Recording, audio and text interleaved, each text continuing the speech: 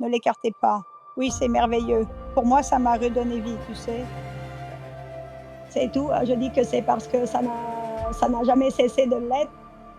Il avait 3 ans et demi, nous l'avons emmené chez un tas de vétérinaires et aucun ne savait ce qu'il avait. Disons que c'était trop pour eux. Il a été chez 5 ou 6, je ne sais pas, beaucoup.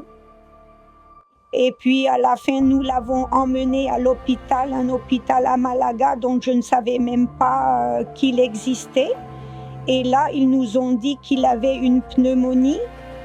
Je pleurais, c'était le même jour et José m'a dit que, eh bien, pourquoi je ne le clonais pas.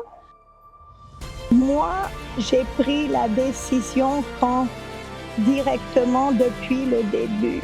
Quand on m'a dit que ça allait être, nous savions que nous allions continuer. Dès que nous avons su que c'était né, eh bien, c'est une folie.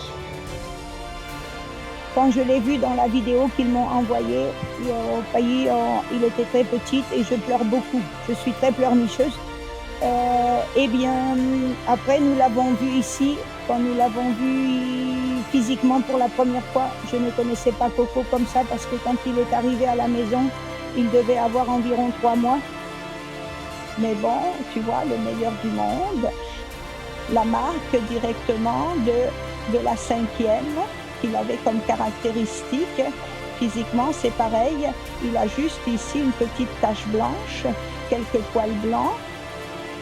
Et puis là, il est tout aussi effronté et autoritaire. Il a son caractère, il pleure parce qu'il avait toujours les yeux qui pleuraient. Il a beaucoup de comportements.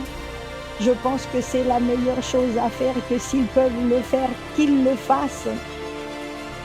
Peut-être qu'on ne peut pas maintenant, mais en attendant qu'ils gardent les cellules, c'est plus abordable et qu'ils ne l'écartent pas.